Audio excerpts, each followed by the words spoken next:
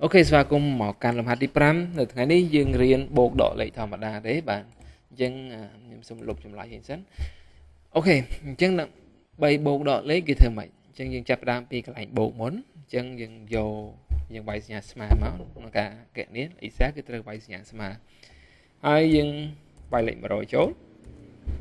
វាយលេខ50ចូលយើង100បូក100បូក50យើងនឹងឃើញ150បាទខាងក្រោមនេះយើងយក200បូកនឹង60យើងនឹងឃើញ260ប៉ុន្តែការធ្វើបែបនេះវាយូរខ្ញុំប្រាប់មួយវិធីទៀតដែលវាលឿនជាងនេះបាទគឺយើងគ្រាន់តែដាក់សញ្ញាស្មើចុចលើលេខ100តែវាចេញ A5 ហេតុអីពីព្រោះ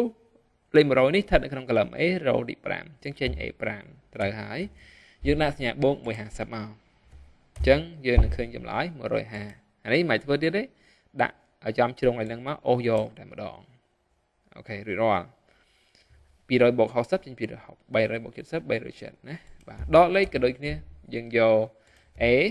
ដក B មកយើងនឹងឃើញ50 100ដក50ឃើញ50ហើយនេះអូសមកចេញចម្លើយគុណដូចគ្នាដែរគុណយើងយក100គុណនៅលេខ8បាទចេញសញ្ញាផ្កាយនឹងមកចុចលេខ50ជាង100គុណ50ឃើញ5000បាទអូសមកចេញចម្លើយចែកដូចគ្នា100ចែក50យើងនឹងឃើញលទ្ធផលចេញ2បាទអញ្ចឹង200ចែក60ឃើញ3 400ចែក70ឃើញ4ណាបាទអញ្ចឹងយ៉ា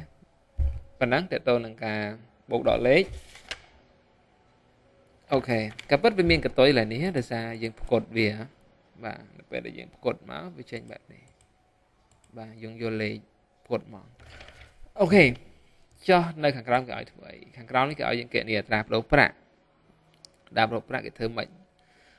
50000ស្មើនឹង$1អញ្ចឹងដើម្បីគណនាអត្រាប្តូរប្រាក់យើងប្រើចែកផលចែកយើងធ្វើការចែកណាដូចថាយើងយក50000ចែកជាមួយនឹងអត្រាប្តូរប្រាក់មក4065យើងនឹងឃើញចម្លើយ 12.30 ប៉ុន្តែកាលនេះអូសអត់ចេញទេអូសនឹងឃើញខុសហើយ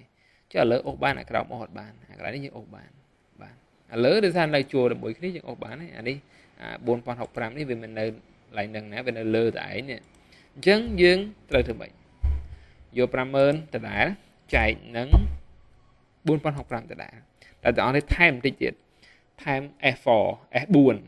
នៅលើណាបាទអញ្ចឹងវានឹងចាក់សោហើយចេញដុល្លារ B ដុល្លារ14ហ្នឹងវាអត់រត់ទៅណាយើងចាក់អញ្ចឹងកុំឲ្យវារត់ទៅណាអ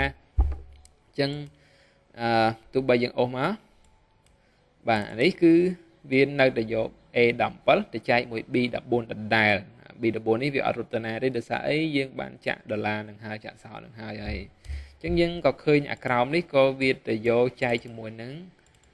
ឥឡូវនឹងដូចគ្នាបាទអូខេយើងអូសមកចេញចម្លើយត្រឹមត្រូវអស់ហើយបាទ50000ស្មើនឹង12ដុល្លារ30 100,000ស្មើនឹង 24.60 150,000ស្មើនឹង 36.9 បាទការគណនាលុយ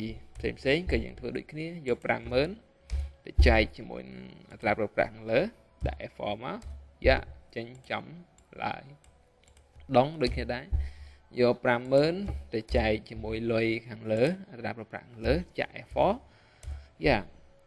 ញ្ចឹង50000ស្មើនឹងប៉ុន្មានដងបាទយើងឃើញខ្លួនឯងហើយ50000យើងស្មើប៉ុន្មានគីបយើងយកទៅចែកជាមួយអត្រាប្តូរប្រាក់មកចាក់ F4 មួយមកយ៉ាហើយយើងអូសចេញមកឃើញហើយបាទលុយអឺរ៉ូ50000យើងស្មើប៉ុន្មានអឺរ៉ូយើងយកទៅចែកជាមួយនឹង4300